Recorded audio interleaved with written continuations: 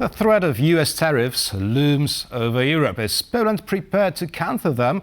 And how can this burden affect Polish defense preparedness? Here to talk about that and more is Polish MP Aleksandra Uznańska-Wiśniewska, a member of the Parliamentary National Defense Committee. Good evening. Good evening. Thank you so much, sir, for having me. Thank you for accepting our invitation. So how do you think the EU should respond to possible US tariffs? So I believe that we should show a cautious, firm and clear stance to the US, that any trade war would actually be absurd and preposterous, also from the American interest point of view, as we are obviously strategic allies to each other, not only on the economic front, but as you have mentioned, on the front of defense, where the Americans are such critical and pivotal allies, not only for the entirety of Europe, but for Poland in particular. But we have to obviously analyze and continue to monitor the situation. As of now, I'm happy to confirm that no tariffs have been imposed on the EU quite yet. But if Poland was to respond, we have to respond as a part of the EU. So perhaps we can leverage our position of being a particularly strong ally of the United States in Poland, given the defense spending as well. But obviously having our economic interest of the EU here as our key interests at stake. Yeah. But precisely won't it lead to a sort of a conflict of interest? On one side, we're supporting the EU as being part of the EU, and then again, we are being part of the NATO alliance, which relies basically on the US. One of the priorities of the of the Polish presidency in the EU, which obviously has started already, is that to actually align the interests of NATO with the interests of the EU. And I think Poland, as one of the strongest NATO partners when it comes to defense spending, so we're currently spending 4.7%, which is actually the highest amongst all NATO allies. So we are actually putting our money where our mouth is, sort of metaphorically. We are in a particularly good position to be a bridge, to the US when it comes to the advocating for Europe's economic interest. And as of recently, we also on the level of the Defense Committee in the Parliament, when we're analyzing the spending that is currently being made, we see so much of the American investments that the Polish state is currently doing. So, for instance, from the F-35s to HIMARS, to the Apache helicopters, to the Abrams tanks. So these all actually display a very deep partnership between Poles and the Americans, with the close to 11,000 American troops actually stationed in Poland. So we have to aim to ensure that no trade war actually happens, and that whatever economic interest and the economic sort of slight divergence might happen, this actually does not undermine our transatlantic strategic unity, that lies in solidarity, that lies in values, and not only purely in transactionality, or economic negotiation. We ought to keep these two, economic negotiation and the defense unity, as separate, I believe, yeah. Now, talking about Polish army, it undergoes quite a rapid modernization in the last few years. Now, could you outline the key priorities of it?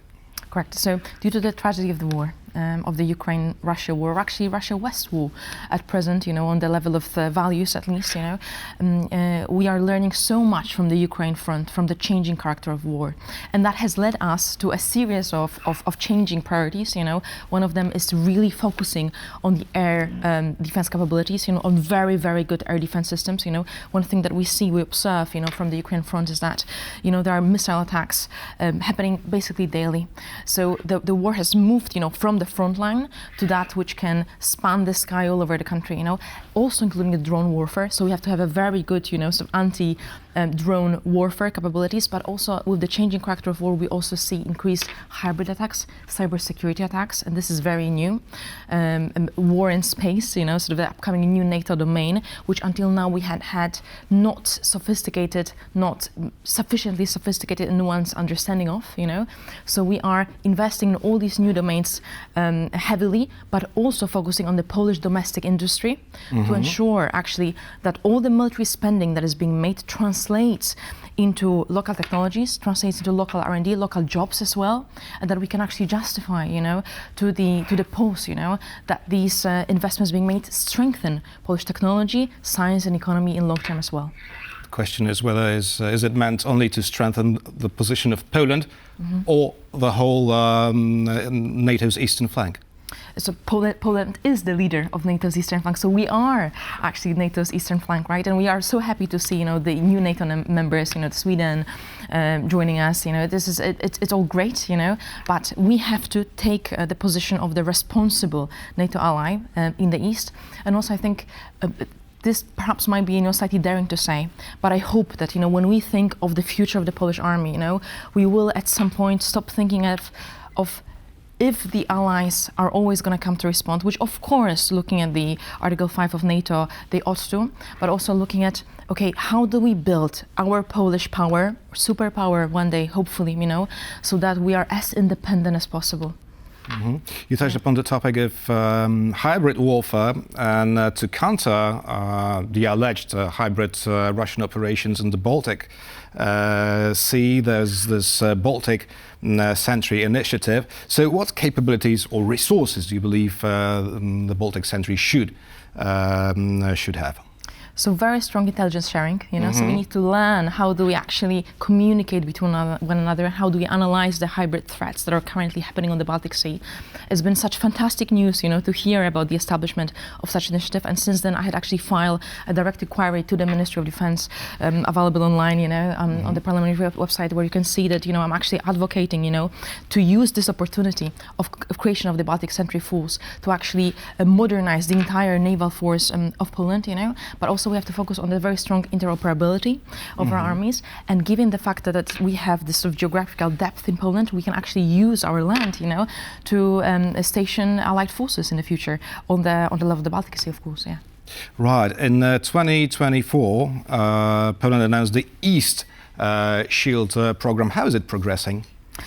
It is progressing well, but I have to say that, from the perspective of an MP serving in the National Defense Committee, but also one of the humanitarian background, where I've spent years of my life serving in foreign missions abroad, I do see as well that one of the things which particularly we've been very well positioned, to respond to the hybrid attacks directed at us by Moscow and Minsk. So when it comes to the using, as unfortunate as it is, and as heartbreaking as it is, they've been using people on the move, to try to force illegal crossings of our borders, and we're currently actually proceeding a couple of legislations at the level of the parliament, and which are extremely difficult to address, because we have to balance out the security as well as solidarity, humanity, human rights, and we have to be extremely careful, to ensure that we ensure that our primary responsibility to the security of our citizens, which until now actually have worked, so the illegal crossings have dropped, but actually that we ensure, this is all centers on Geneva Conventions on human rights, and that this discussion is actually happening in the parliament. In the upcoming weeks, we will see this legislation being debated, and I hope to be a strong human rights voice and security voice as well in this discussion. I'd like to get back to the Baltic Sentry for a little while. In order to secure the safety of the Baltic Sea, Poland would definitely need a strong navy. Does it have one? So we do have a strong navy, however, not sufficiently strong given the task, I think that what we can actually bring, to the Baltic Sentry as well, and to the entirety of NATO at present, is the sense of urgency, is a sense of determination, which we see, with our Ukrainian counterparts, waking up to pools of blood of their beloved ones, currently for, almost 2-3 years running, And given that, we have a completely different approach to the Baltic Sentry than the states that are slightly, further away from the very front line, that have not been attacked so much with the cyber attacks or hybrid attacks. Poland is one of the top 3 countries in the world, given the data from our Ministry of Digitalization when it comes to actually cyber threats. And cyber attacks daily. So the war in cyber is happening daily all the time. It's just that we cannot see that really, It's because our cyber defense is actually working, but the sense of determination, something that we can really bring to the Baltic Sentry. And I hope that our naval force will step up to the challenge, And there are things we just simply fail to see sometimes. How important is it for Poland to boost its space defense? I think it's critically important, and this is something that we have been undermining for a while now. You know, space along cyber is one of the new NATO domains, in fact. And just today we had a hearing in the Committee of Defense, you know, regarding space industry with representatives from the Ministry of Development and Technology, you know, the representatives from the Polish Space Agency that were briefing us actually about the developments, you know, and especially about the preparations of the Polish mission to the International Space Station with the Polish astronaut. Also happens to be my husband, but I have to say that according to me, you know, we have to start to build this understanding that actually space applications and space technologies are mostly dual use. You know, so basically all technologies that we're developing, you know, the Earth observations, the surveillance, the analysis, you know, we can use, you know, to the military advantage as well. And either Poland will be able to invest in these technologies now, you know, using the big military defense investments that we're currently doing, or we will have to be technology dependent on foreign powers in the future, you know, and especially I think given what the US, our strategic ally, you know, has been saying with the new Donald Trump administration, you know, has been saying regarding the space industry, you know, with, you know, mentioning even Mars, you know, in their inauguration speech, you know, ought to, you know, trigger us and our European allies to think, you know, about investing in space industry a lot more. And I have to say that, you know, a couple of months back, I have been together with the committee members visiting the Ariane systems, you know, so the Ariane factories in France, you know, in Paris. And I have to say that I have been quite disquieted, you know, given the fact that our European launch capabilities, you know, are so impoverished, you know, when we compare it to the American ones, to the Russian ones, to the Korean ones, to the Iran ones, you know. We have all these states that have been sending, you know, not only missiles, but sending also, you know, crew space flights, manned space flights, human space flights, up well, and down, you know. It's all very costly, as you know perfectly well. As you said, your husband is leaving for the ISS this spring, and he's taking something very particular with him to the orbit. Namely traditional Polish dish, pierogi. Why so? So, you know, the astronauts on the ISS are coming from different parts of the world, from different cultures, you know, just on the mission of Sławosz, you know, so our Polish astronauts.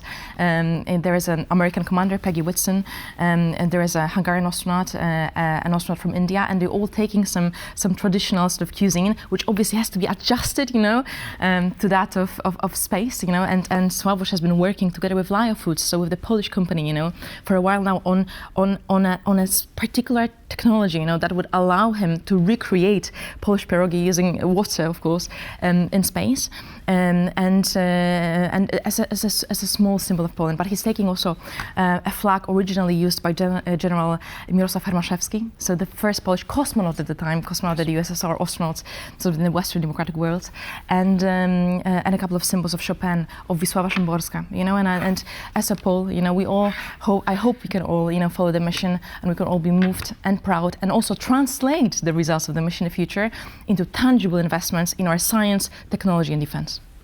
Hopefully so. Polish MP Aleksandra Uznańska-Wiśniewska was our guest this evening. Thank you very much. Thank you very much. And thank you for watching. That would be all for now. On the Record with Adam Jaser is coming up next.